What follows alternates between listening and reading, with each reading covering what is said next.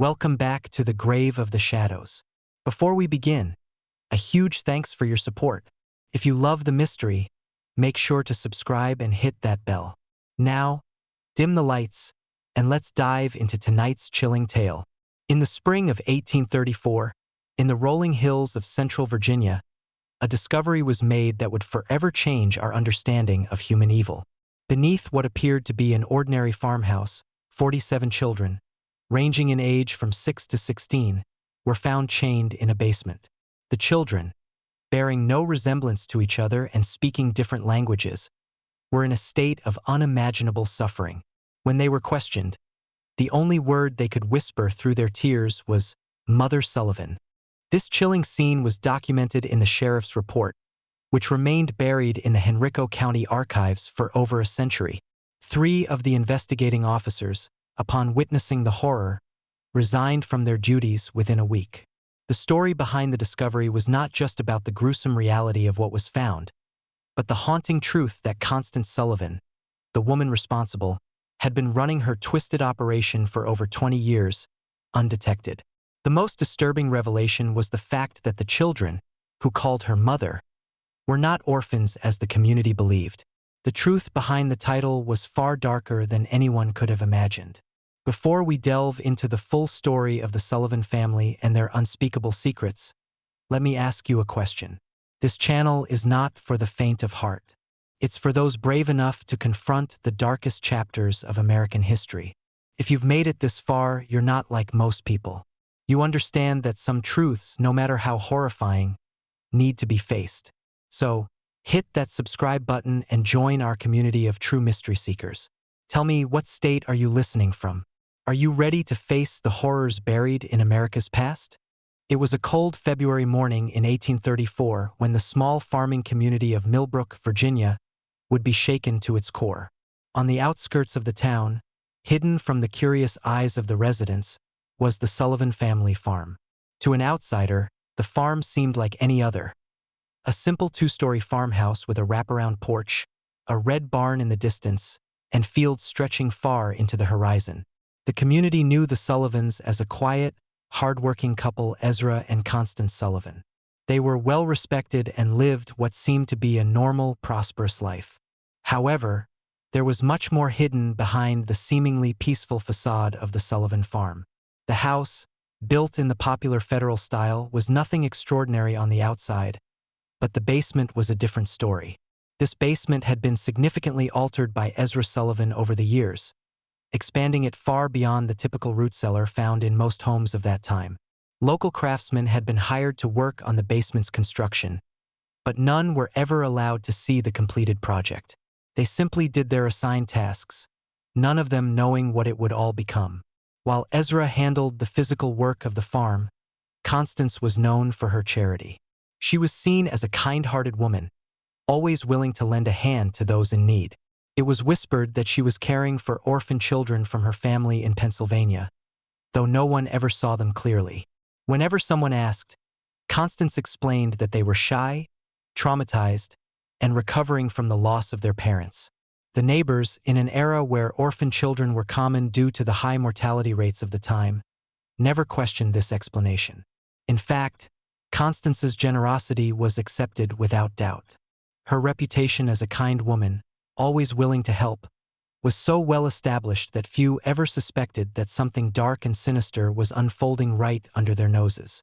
What the community didn't know was that the children Constance cared for were not orphans at all. They were prisoners, held captive, bound, and silenced in a way that no one could have ever imagined. The horrifying truth about the Sullivans would soon come to light, but no one could have predicted how this revelation would change the course of history forever. The story of the Sullivan family begins in 1809 when Ezra Sullivan, a wealthy man with a background in tobacco, purchased land on the outskirts of Millbrook.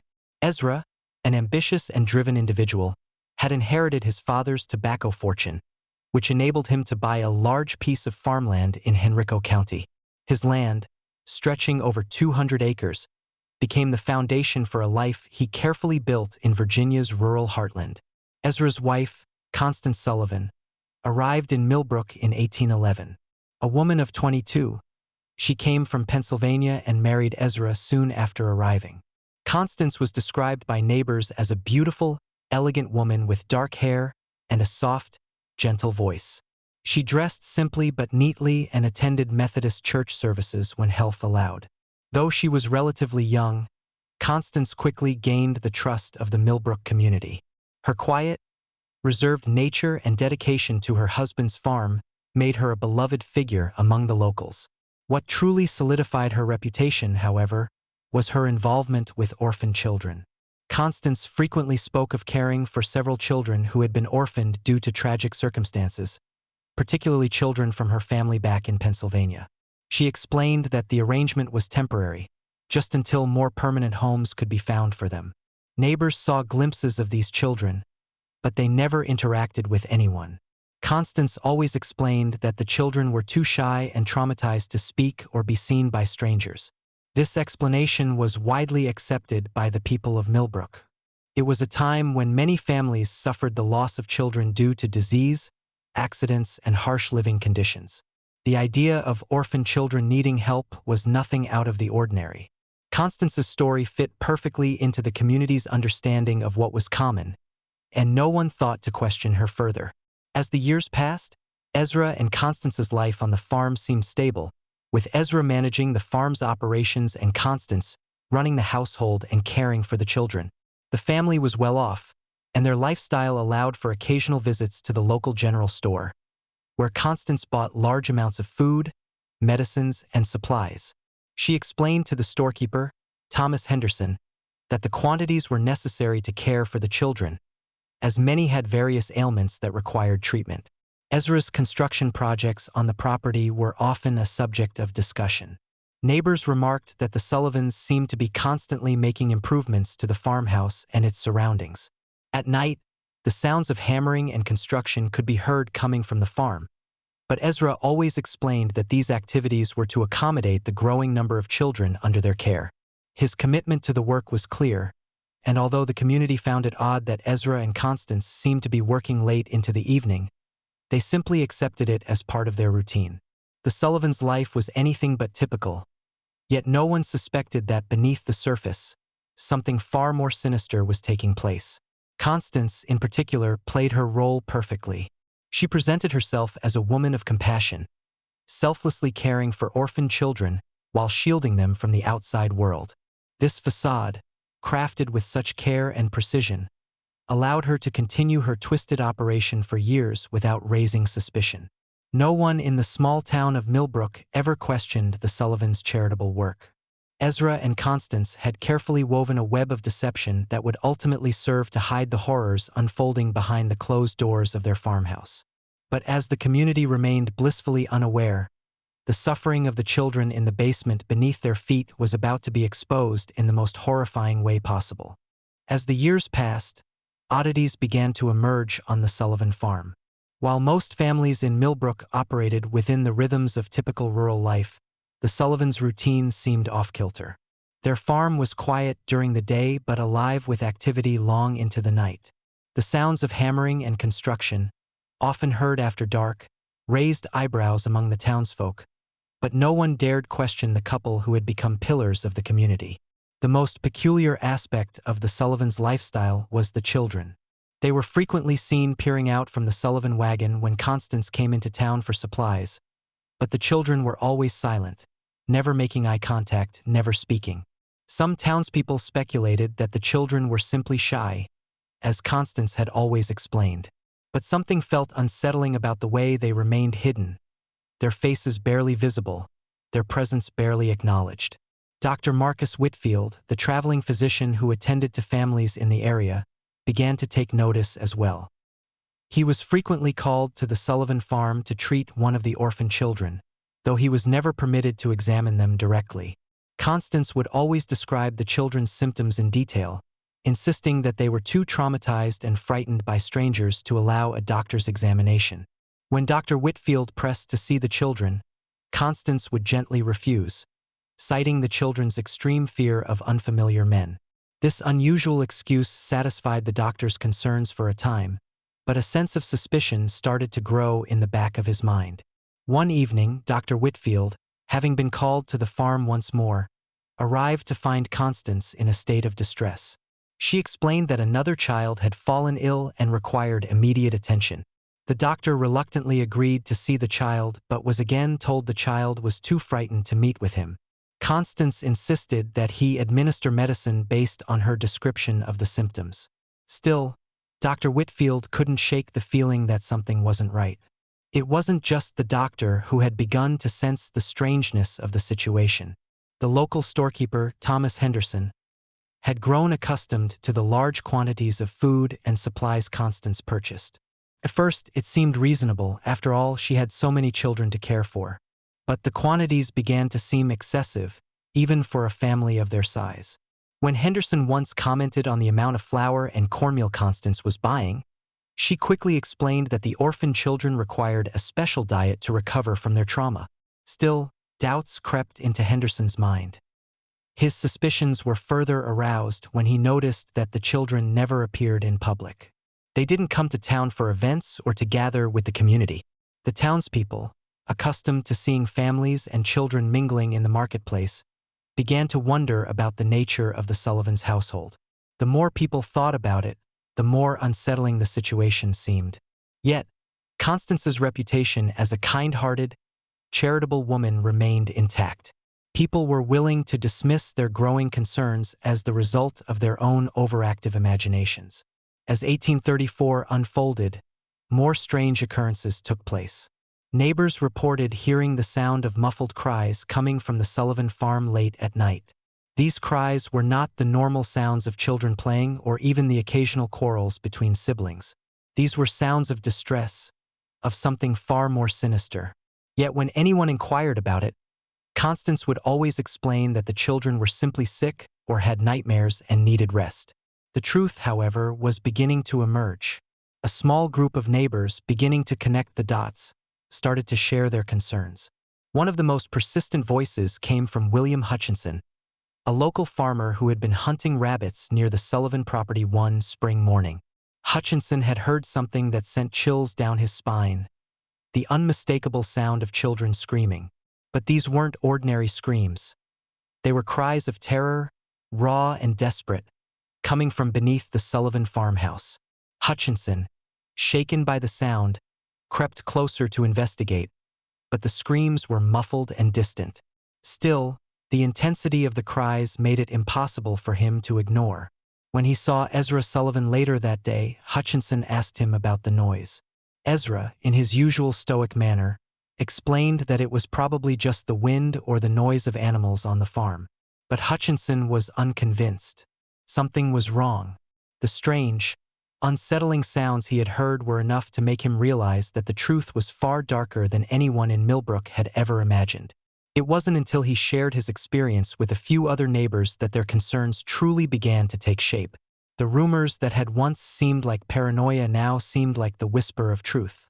As the mystery deepened, it became clear that the Sullivan farm was hiding a secret that would soon be exposed in the most horrifying of ways. The truth, when it finally came to light, would shatter the peace of this rural community forever. The mystery of the Sullivan farm took a darker turn in early April 1834, when an unexpected series of events led to the discovery of the most horrifying secret the community could have ever imagined. The clues that had been accumulating for years, the strange sounds, the odd behavior of the children, and the excessive amounts of food, had finally led to one undeniable conclusion. Something was terribly wrong beneath the seemingly peaceful exterior of the farm. It all began with a storm. On April 2nd, a local farmer named William Hutchinson, who had been investigating the strange noises he had heard a few weeks earlier, was out hunting in the woods near the Sullivan property. As he made his way along the edge of the fields, he was once again struck by an eerie sound. This time it was unmistakable. He heard the sounds of desperate, pitiful cries coming from beneath the house. These cries were not the kind you would hear from children playing. They were cries of distress, raw, heart-wrenching screams that could not be ignored. Hutchinson crept closer, moving quietly through the trees, trying to pinpoint the source of the noise. He crouched down behind a cluster of oak trees and watched the house. For nearly an hour, he listened to the horrific sounds that seemed to come from beneath the floorboards. The cries were muffled, but there was no mistaking the terror in them. Then Hutchinson saw something that made his blood run cold. Ezra Sullivan appeared at the side of the house, near what appeared to be a cellar door. He looked around cautiously, as if ensuring that no one was watching, then disappeared inside. Hutchinson, now deeply disturbed by what he had witnessed, knew that he had to act. He approached a few trusted neighbors, sharing his suspicions. Together, they decided to speak with the sheriff. Sheriff Benjamin Crawford, a seasoned lawman who had been with the Henrico County Sheriff's Department for over 15 years, was initially dismissive of the concerns. He knew the Sullivans well and had no reason to suspect anything sinister. However, Hutchinson was insistent, and eventually Crawford agreed to investigate the matter. He and his deputy, Marcus Webb, rode out to the Sullivan farm the next morning. When they arrived, Constance Sullivan greeted them at the door with her usual calm demeanor. She invited them inside and immediately offered them coffee, explaining that the rumors of children being locked away were nothing but gossip. Constance, as always, explained that the children were simply ill and had been in need of rest. When Sheriff Crawford asked to meet the children, Constance assured him that they were too sick to be disturbed but promised to bring them out when they were better. However, it was clear that the sheriff was not satisfied with this explanation.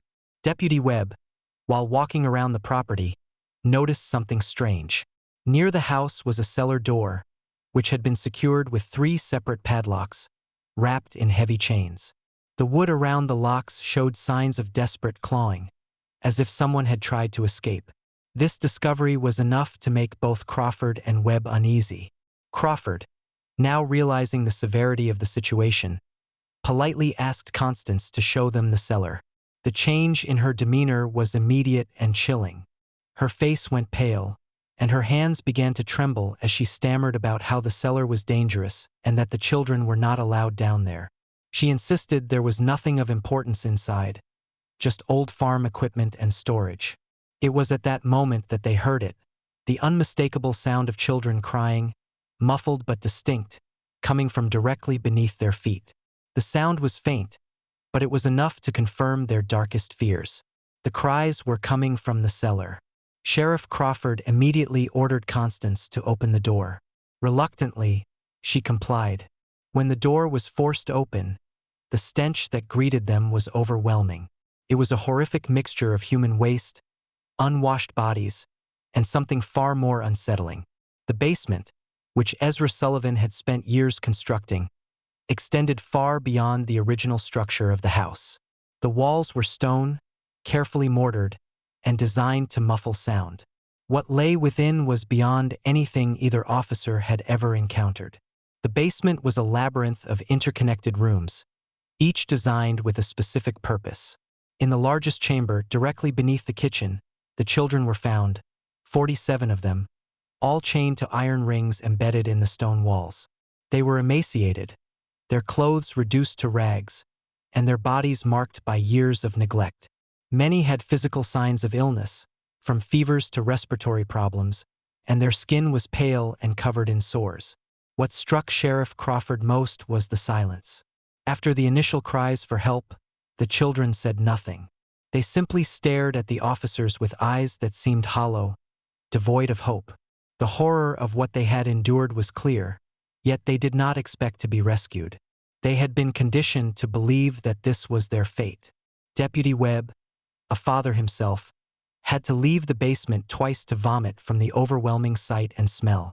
Sheriff Crawford, despite his years of experience, found himself unable to process what he was witnessing. The scale of the suffering, the methodical nature of the imprisonment, and the sheer number of victims were beyond comprehension. But the discovery did not stop there. As the officers moved through the basement, they found further evidence of the cruelty that had been inflicted. One room contained stocks and restraining devices used for punishment. Another room appeared to be a makeshift medical area, where the children were treated not out of compassion but to keep them alive and functional for their captors. It was clear that the Sullivan family's operation was not just about keeping children locked away. It was a system designed to exploit them, to break their spirits and force them into submission. The basement was the heart of this operation, and it was only the beginning of a much larger and more terrifying web of abuse that would soon come to light. As Sheriff Crawford and Deputy Webb slowly descended into the depths of the Sullivan farmhouse, the horror they discovered was beyond what they had ever imagined. The basement, which had once seemed like a place for storage or farming equipment, was now revealed to be a hellish prison. A chamber of torment where the lives of 47 children had been reduced to mere existence. These children, ranging in age from 6 to 16, had been imprisoned for years, subjected to unimaginable cruelty and deprivation. The first thing that struck the officers was the sheer silence that filled the basement. After the initial cries for help when the door was first opened, there was no frantic yelling, no shouting, no desperate pleas for rescue. Instead, the children sat motionless, their eyes blank, staring at the newcomers with a hollow, empty gaze. Many of them had been so thoroughly broken by years of captivity that they did not even react to the presence of the officers. The stench was overpowering, an acrid mixture of human waste, old blood, rotting flesh, and the sharp, sickly smell of disease. The conditions were horrific beyond belief. The children were emaciated, their bones visible beneath their pale skin, and their clothes were little more than rags, barely clinging to their frail bodies. Some of the children were chained to iron rings embedded in the stone walls, while others were bound by shackles around their ankles, the chains long enough to allow for minimal movement but never enough to escape. As the officers moved through the basement, they realized that each child had been treated as nothing more than a tool in Constance Sullivan's twisted operation. There was no attempt at care, no effort to nurture these children as human beings. They were merely kept alive enough to serve whatever dark purpose Constance had in mind. Despite their emaciated state, many of the children showed signs of life, signs of suffering, to be sure, but also of a desperate need for help. Some of the children's eyes darted nervously as they made eye contact with the officers, while others simply turned away, resigned to their fate. It was clear that the children had long since given up hope of escape. Deputy Webb, a father of 4, could not contain his emotions at the sight before him. He had to leave the room twice to vomit from the overwhelming stench and the sheer cruelty he was witnessing. His mind struggled to process what he was seeing. How could something this vile and inhumane have existed so close to home, hidden under the guise of a normal, respectable family? Sheriff Crawford, too, was deeply disturbed by the scene, though his years of experience in law enforcement had prepared him for many terrible things. This, however, was beyond the scope of any crime he had ever investigated. The systematic nature of the abuse, the depth of the suffering, and the sheer number of victims left him speechless. In the larger chamber, the children were mostly clustered together, sitting against the cold, stone walls, some of them huddled in small groups, while others were completely alone. There were no toys, no blankets, no comforts of any kind. Just cold, damp stone and the oppressive silence that hung in the air like a weight. The officers began to document what they saw, their minds racing to process the enormity of the situation. The chains, the shackles, the faint but unmistakable cries of distress. Every detail of the scene was a piece of the puzzle that would soon reveal the full extent of the horror the Sullivans had been hiding for over 2 decades. But the children's condition wasn't the only horrifying discovery. As the officers moved through the basement, they began to uncover the systems the Sullivans had set in place to maintain control over their victims. In one room, they found stocks, devices used to restrain the children as a form of punishment. In another, there was a makeshift medical area, where the children were kept alive but never treated with compassion. The children were given just enough care to survive, but they were never allowed to heal, never given the chance to regain their strength or their dignity. It was in this room that the officers found a series of records, detailed logs kept by Constance Sullivan. These records were horrifying in their cold, clinical nature. The names of the children, their ages, the date they had arrived, and even notes on their behavior were all carefully recorded. There were also details about each child's condition, medical notes on illnesses, treatments, and the amount of food they were given. The records painted a chilling picture of how the Sullivan family had kept the children imprisoned, controlled, and isolated for years. At this moment, Sheriff Crawford and Deputy Webb realized the true scale of the crime.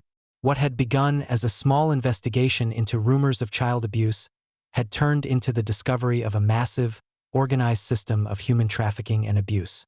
The Sullivans had been running an operation far beyond what anyone could have imagined, exploiting children from across the country for decades. And now, in the dark, dank basement beneath their seemingly normal farmhouse, the truth was laid bare for all to see.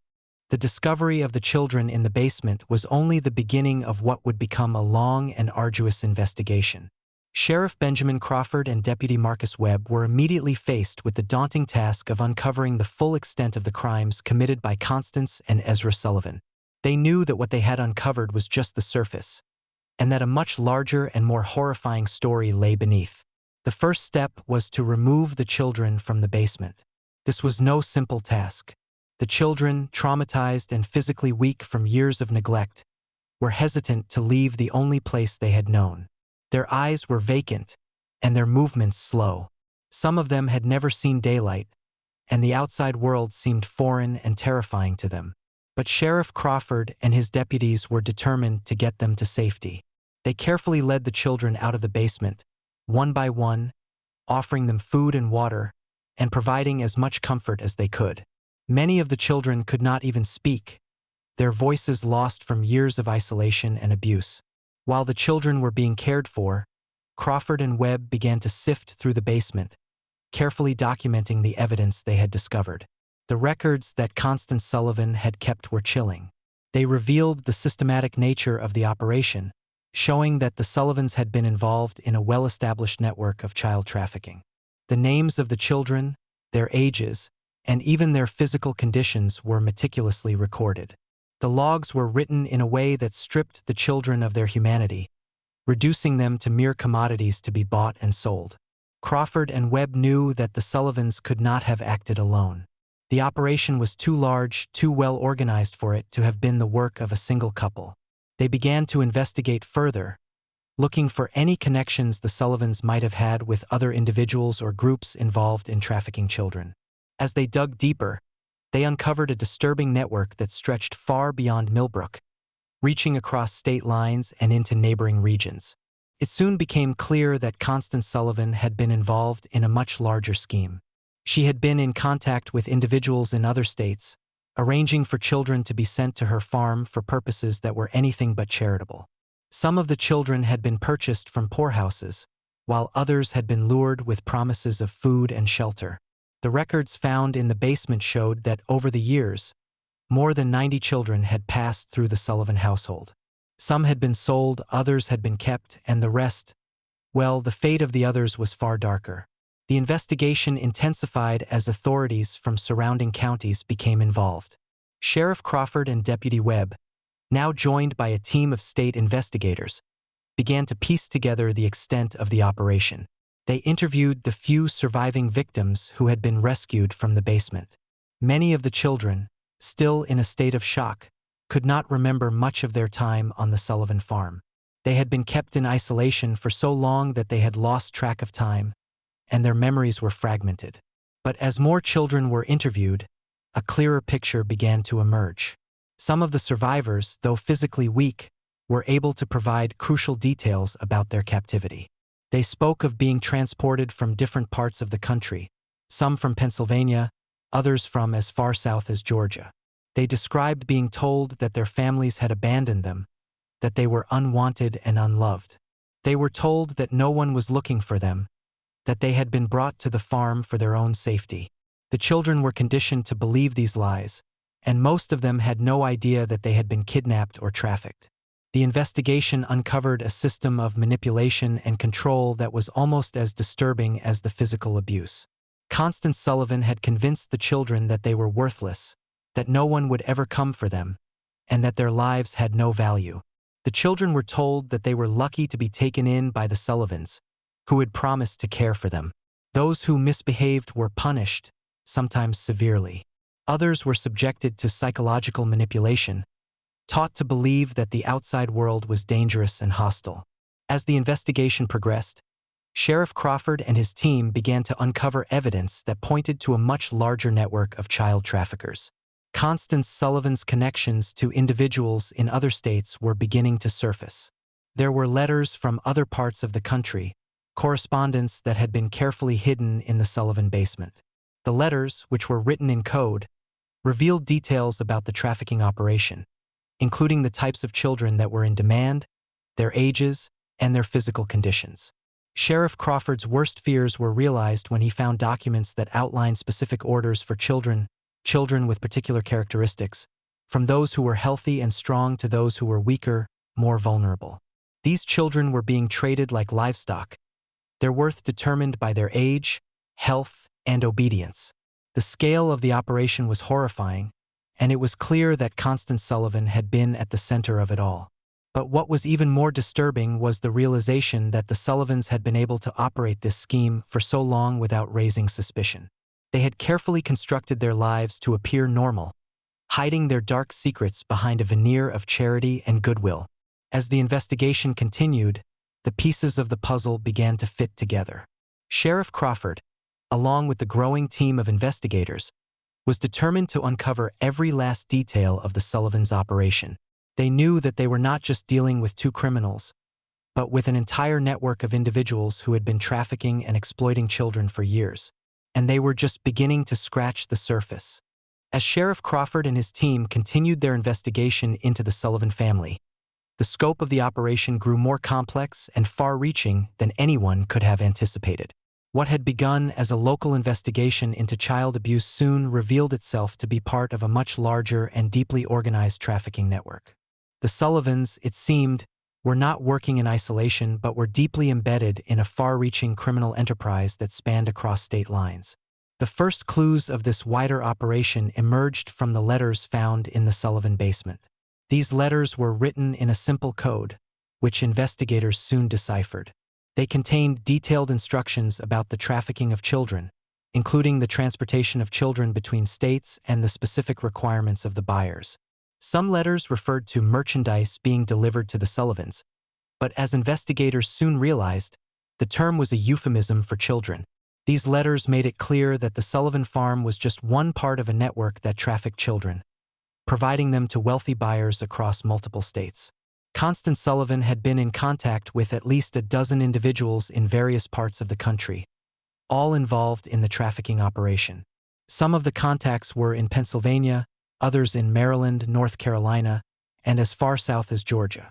Each of these individuals had their own connections, and the network operated with such secrecy and coordination that it was nearly impossible to trace the children once they were sold. As more documents were uncovered, it became apparent that Constance was not just the mastermind behind the operation, but also its most careful planner. She had built an elaborate system to obtain children, some of them kidnapped from their families, others purchased from poorhouses or orphanages, and still more lured from families in desperate circumstances. The network appeared to have no boundaries, operating in both urban and rural areas, and with different methods of acquiring children depending on the region. One of the most chilling discoveries was the financial record found in the basement. It revealed that Constance had been paying anywhere from $50 to $200 per child, depending on age, health, and other factors. The money came from buyers who were willing to pay a premium for children with specific traits, healthy children for labor, others for more sinister purposes that were only hinted at in the letters. The children that arrived at the Sullivan farm were given new identities, often with forged documents that made it appear as though they had been abandoned or orphaned. Constance made sure that the children were taught to say the right things, and she reinforced their fear of the outside world. Many of the children had no idea that they had been sold or trafficked. They were simply told that they had been brought to the farm for their own safety.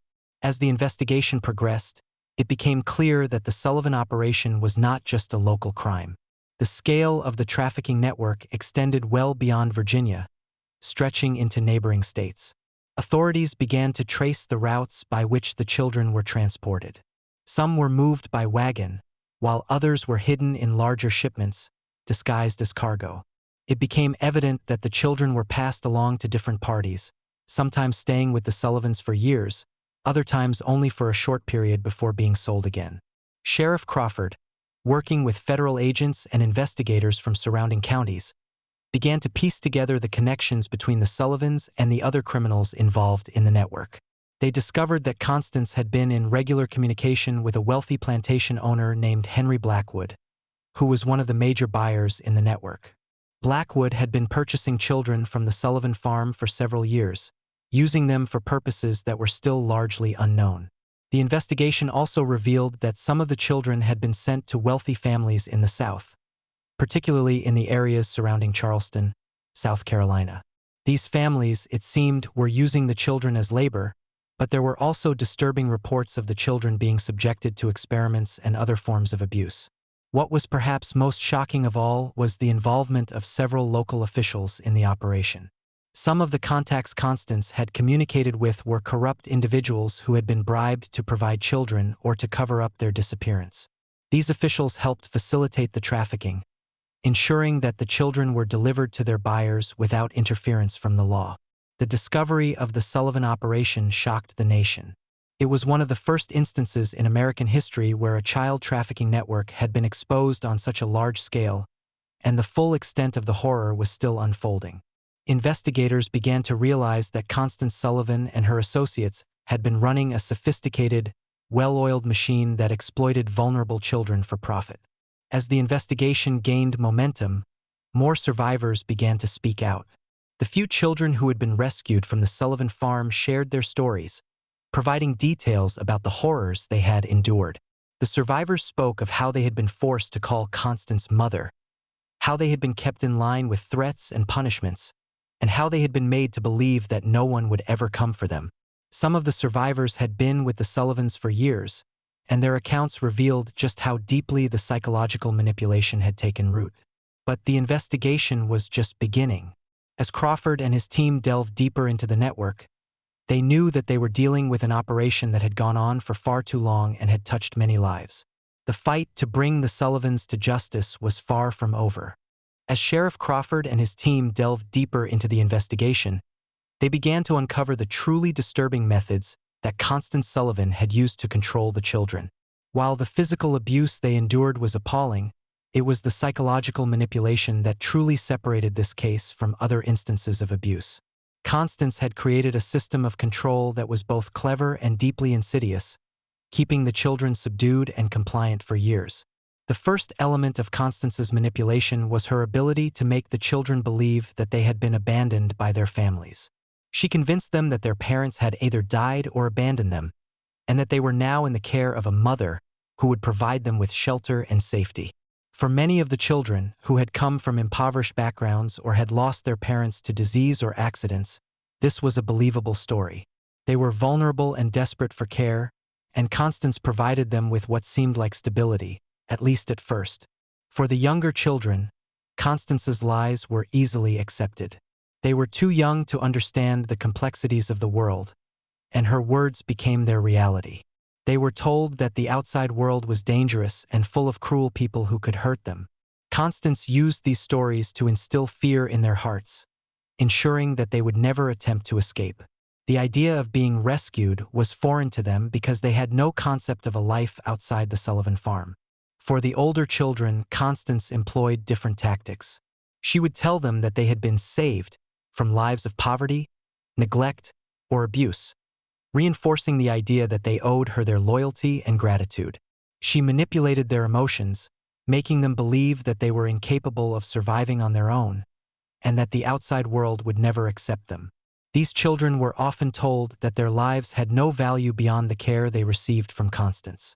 In her twisted mind, she was offering them a better life, and they should be thankful for it. Constance's control over the children was not limited to the psychological manipulation she used to convince them that they had no hope outside of the Sullivan farm. She also created a system of rewards and punishments that reinforced her authority and kept the children in line. Those who behaved well were given slightly better food and privileges, while those who misbehaved were subjected to harsh punishments. The punishments were designed not only to physically hurt but to break the spirit of the child, ensuring that they would never question Constance's authority. In some cases, Constance would use other children to enforce her rules. Older children, who had been on the farm longer and had been conditioned to accept their fate, were given small privileges in exchange for helping to control the younger children. This created a sense of hierarchy among the prisoners, making them feel as though they were complicit in their own captivity.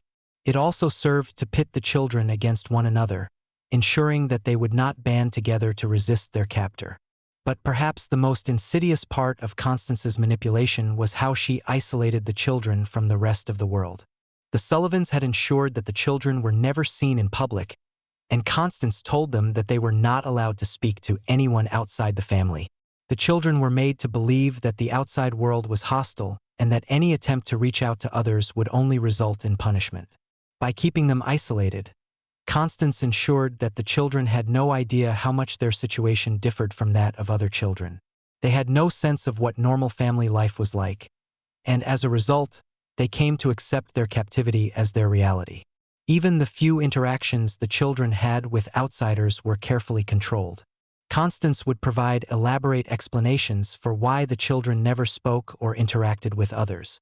To neighbors and townspeople, the children were simply shy or traumatized, and Constance's explanations were accepted without question. The children were never given the chance to form any meaningful relationships outside the Sullivan household, ensuring that they remained completely dependent on Constance and her twisted version of care. For the children who were more defiant or rebellious, Constance had even more extreme methods of control. She would use isolation as a punishment, locking the children in small, dark rooms or leaving them chained for days at a time. These harsh methods were designed to break their will and force them into submission. When they eventually gave in, Constance would reward them with small comforts, reinforcing the idea that only by following her rules would they be given anything of value. It wasn't until the investigation began and the children were finally freed from the basement that the full extent of Constance's psychological control began to emerge. The surviving children, who had lived in captivity for years, struggled to adapt to the outside world. Many of them had no concept of how to interact with other people, and some of them didn't even know how to express themselves verbally. The trauma they had endured was not just physical but deeply psychological, and it would take years of therapy and care for many of them to even begin to heal. The legacy of Constance Sullivan's psychological manipulation was one of broken minds, lost childhoods, and a generation of children who had been taught to believe that they were nothing more than commodities. Her control over them was not just a matter of physical captivity. It was the complete erasure of their sense of self and their connection to the outside world. In her mind, she had saved them. In reality, she had destroyed them. The discovery of the 47 children in the basement of the Sullivan farm sent shockwaves through the small farming community of Millbrook and the surrounding areas. For decades, the Sullivans had lived among their neighbors without suspicion, presenting themselves as a normal, respectable family. But as the truth began to unravel, the community's initial disbelief soon turned into horror, followed by a deep sense of guilt and self-examination. At first, many of the town's residents could not fathom how such a thing could happen under their very noses. Ezra and Constance Sullivan were well-known figures in Millbrook. Constance, in particular, had built a reputation as a kind-hearted woman who cared for orphan children. She was the woman everyone trusted, the one who volunteered her time to help the poor and the sick, the one who quietly went about her charitable work without asking for anything in return. To many in the community, she was seen as a saint, a woman who had sacrificed her own comfort to help those less fortunate. When the news of the children's discovery first broke, it was met with disbelief. How could someone so trusted, so well-respected, be capable of such monstrous acts? Many of the people who had known the Sullivans for years found it difficult to believe that their neighbors could have been living such a dark and twisted double life. The idea that Constance had been running a child trafficking operation right under their noses was unfathomable. The community's response ranged from shock and outrage to confusion and guilt. Many people began to question how they had missed the signs.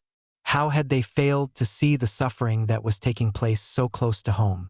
The more they thought about it, the more they realized that there had been subtle clues all along, things that, in hindsight, seemed so obvious but had never been questioned. The strange hours of construction at the Sullivan farm, the large quantities of food and medical supplies, the silence of the children, and the occasional whispers of odd behavior. These were the small pieces of a puzzle that, when put together, revealed the true horror of what had been happening. As the investigation continued and more details emerged, the guilt within the community deepened. People began to ask themselves, should they have done more? Should they have questioned the Sullivans when they first noticed something odd? Could they have saved those children years earlier if they had been more vigilant? These questions lingered in the minds of the townspeople, but the truth was that they had all been deceived. Constance had played her role so well that even those closest to her had no idea of the horrors taking place behind closed doors. At the same time, there was a growing sense of outrage. The idea that 47 children had been kept in chains for so long, suffering in silence while the Sullivans maintained their image as upstanding members of the community, was more than many could bear. The public outcry was swift and unrelenting. Neighbors, who had once spoken highly of the Sullivans, now felt a deep sense of betrayal. The horror of the discovery was not just in the abuse the children had suffered, but in the fact that it had all been hidden behind a mask of charity and respectability. As news of the case spread, the media began to pick up on the story. Reporters from nearby cities flocked to Millbrook, eager to cover the most shocking crime to ever hit the area. The details of the case made headlines across the state, and soon the story was making national news. The Sullivan family's name became synonymous with evil, and the community was forced to confront the truth of what had been happening under their noses for so long. However, the media coverage also brought a sense of shame to the town. The residents of Millbrook, once proud of their close-knit community, now felt as though they had been complicit in the Sullivans' crimes. They had failed to see the signs, failed to take action, and failed to protect the children who had been so cruelly imprisoned. The town's reputation was tarnished, and the residents were left to deal with the consequences of their inaction. In the weeks and months that followed, the emotional toll on the community was profound. Town meetings were held to discuss the tragedy, and many of the residents spoke openly about their feelings of guilt, shame, and betrayal. It became clear that, while they could never undo the horrors that had been inflicted upon the children, they could work to ensure that something like this would never happen again. The discovery of the children was a catalyst for change in the community. Millbrook, once a quiet and peaceful place, became a symbol of the need for vigilance and awareness. The residents of the town came together to push for stronger laws and better protections for children. They began to advocate for reforms in child welfare, and many of them volunteered to help support the children who had been rescued from the Sullivan farm. The community worked hard to rebuild its image, but it was clear that nothing would ever be the same again. While the public's reaction was one of shock, outrage, and guilt, it also became a turning point. The town of Millbrook, forever scarred by the horrors of the Sullivan case, would never forget the lessons learned from this dark chapter in its history. The story of the Sullivan family was a reminder that evil can often hide behind the most respectable facades, and that the silence of a community can be just as deadly as the crimes themselves. The discovery of the children at the Sullivan farm sparked a firestorm of public outrage, and the investigation quickly escalated into a full-scale legal battle. Sheriff Crawford and his team had uncovered the extent of Constance and Ezra Sullivan's horrifying crimes, but the task of bringing them to justice was far from simple. As the case moved forward, it became clear that this would be no ordinary trial. Constance Sullivan was arrested and charged with numerous crimes, including kidnapping, child abuse, and trafficking. Ezra Sullivan, her husband, was also taken into custody, though it was quickly discovered that his role in the operation was largely one of enforcement. While Constance had masterminded the operation, Ezra had been responsible for maintaining the farm and ensuring that the children stayed confined. Together, they were an unrelenting pair, deceptive, cruel, and calculating. The trial itself was a spectacle. It was the first time that such a large-scale child trafficking operation had been exposed in such vivid detail, and the courtroom was filled with a mixture of horror, disbelief, and anger. The testimony from the surviving children was heart-wrenching, and the evidence collected from the basement, photos of the chains, the shackles, and the conditions the children had been forced to endure, was undeniable. Many of the children, still in a state of shock and deeply traumatized by their experiences, struggled to recount their time in captivity. Some could barely speak, their voices shattered by years of isolation and abuse. Others were able to provide detailed accounts of their imprisonment, describing the manipulation they had suffered, the psychological tactics Constance had used to break them, and the horrific conditions they had lived under. Their courage in testifying was remarkable, but it was evident that the trauma they had experienced would haunt them for the rest of their lives. The defense team for the Sullivans tried to argue that Constance had acted out of compassion, claiming that she had genuinely believed she was helping the children by taking them in and caring for them. They attempted to portray Ezra as a simple man, a victim of his wife's manipulation, who had been coerced into participating in the crimes. However, these arguments were quickly dismantled as the prosecution presented damning evidence of the Sullivans' long history of child trafficking, manipulation, and abuse. The prosecution also called attention to the meticulous nature of Constance's planning, showing how she had orchestrated the entire operation over decades, carefully hiding her crimes behind a facade of charity and good intentions. The trial became a media sensation, drawing national attention and sparking widespread discussions about child welfare and the hidden horrors of trafficking. Many questioned how such a monstrous operation could have gone undetected for so long, especially in a close-knit rural community where everyone knew one another. The case exposed the dark underbelly of small-town America, where secrets could be hidden behind the most respectable appearances. It forced people to confront the uncomfortable truth that evil can often take root in places that seem peaceful and safe. As the trial came to a close, the verdict was swift and decisive. Constance Sullivan was found guilty on all charges and sentenced to life in prison. Ezra Sullivan, though less culpable in the eyes of the law, was also convicted and sentenced to a lengthy prison term. Both were taken away in handcuffs, and their trial became a symbol of justice for the children they had exploited and abused for so long. In the aftermath of the trial, the community of Millbrook was left to pick up the pieces. The townspeople struggled with feelings of guilt and shame, questioning how they had allowed such a terrible crime to unfold right under their noses. Many found it difficult to reconcile the image of the kind-hearted, charitable Constance Sullivan with the woman who had been responsible for such monstrous acts. The emotional toll on the community was profound, and healing would take years. However, the trial also marked the beginning of change. The exposure of the Sullivan case led to widespread reforms in child welfare laws. Millbrook, once a quiet and peaceful town, became a symbol of the need for vigilance in protecting vulnerable children. New laws were passed, requiring more oversight of orphanages, foster care systems, and the adoption process. The case also prompted nationwide discussions about human trafficking, leading to the establishment of better systems to detect and prevent child exploitation. For the survivors, the aftermath of the trial was just the beginning of a long journey toward recovery. Many of the children who had been freed from the Sullivan farm struggled with severe trauma. Some required extensive medical treatment and psychological care to address the physical and emotional scars left by years of abuse. The emotional toll of their captivity was far-reaching, and many of them would never fully recover.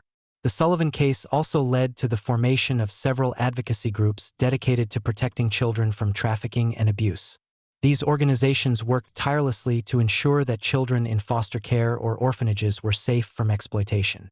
They also advocated for better mental health services for survivors of trafficking, recognizing the long-term impact of such abuse on a child's well-being.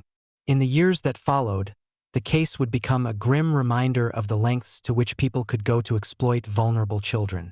While the legal proceedings had brought some justice, the scars left by the Sullivan family's reign of terror would never fully heal.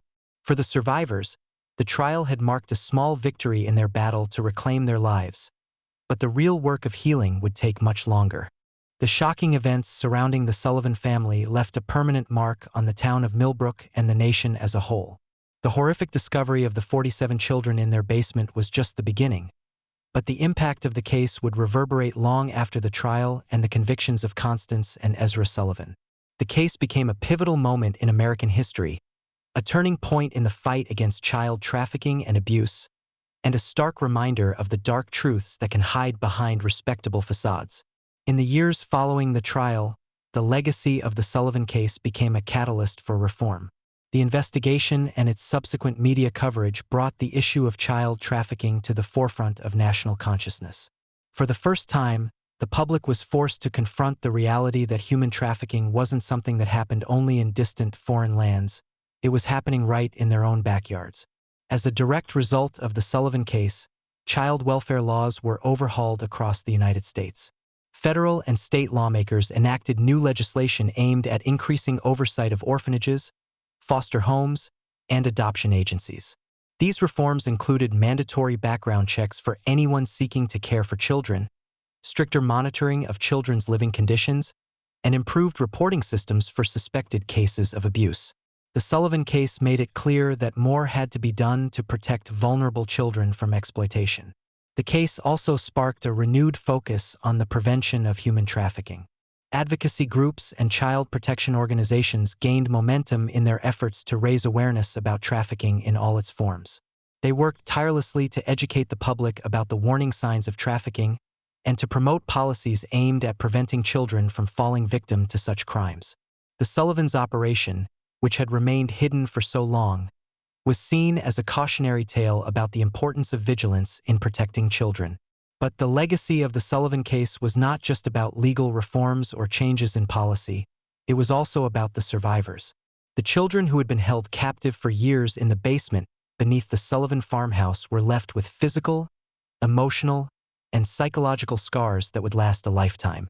While many of them were able to recover with the help of dedicated medical professionals and mental health counselors, the trauma they had endured could never be fully erased. For some of the survivors, their journey toward healing was long and difficult. Many had to relearn how to interact with others, how to trust, and how to navigate the world outside of the Sullivan farm.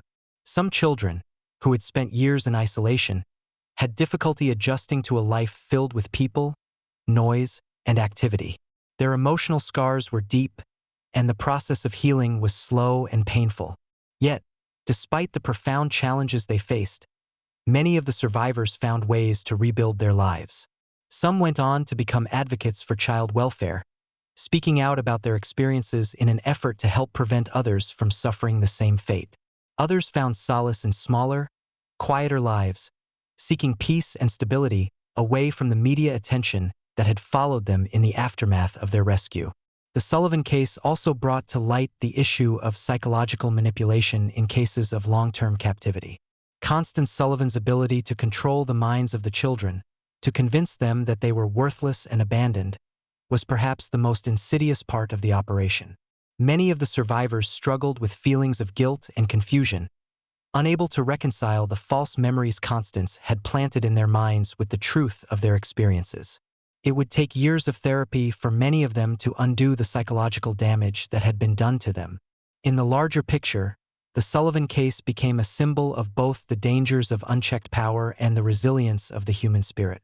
It highlighted the extent to which people could manipulate and exploit the most vulnerable in society, but it also showed the strength of the children who had survived. Their courage to testify, to speak out about their torment, helped bring the Sullivans to justice and gave voice to others who might have suffered in silence. Over time, Millbrook itself began to heal. The town, once haunted by the horrific crimes that had taken place in its midst, slowly moved forward.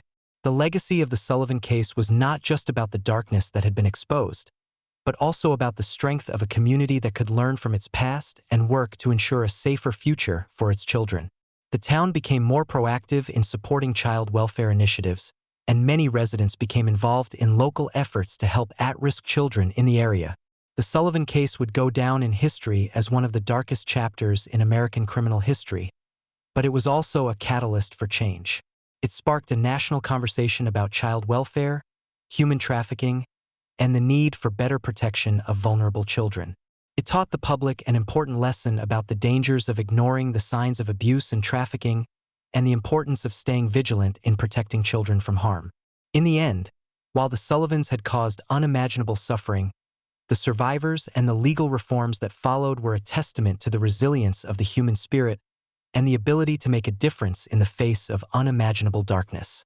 The story of the Sullivan family, with its unimaginable horrors and shocking twists, serves as a chilling reminder of the darkness that can hide in plain sight. It forces us to confront uncomfortable truths about the world we live in, about the vulnerability of the most innocent among us, and about the lengths to which evil can go when it is allowed to thrive unchecked. It also serves as a poignant lesson in the importance of vigilance, compassion, and accountability. While justice was served for the Sullivans, the scars left on the survivors will never fade. Their lives were forever altered by the horrific experiences they endured, but their courage in speaking out has become a beacon of hope for others who have faced similar torment in silence. The children who survived will carry their painful memories, but they also carry the strength to rebuild their lives, one step at a time. The world now knows their story, and with it, the truth of what the Sullivan family inflicted upon them. This case has also led to significant changes in child welfare laws, ensuring that more children are protected and that the systems designed to help them are more closely monitored. The fight to end human trafficking is far from over, but the lessons learned from this case continue to shape how we confront these dark realities. If this story has left you thinking, ask yourself, how often do we overlook the signs of something wrong, simply because we trust those around us? How vigilant are we in protecting the vulnerable among us? If you want to make sure stories like this are never forgotten, join us in the fight for justice.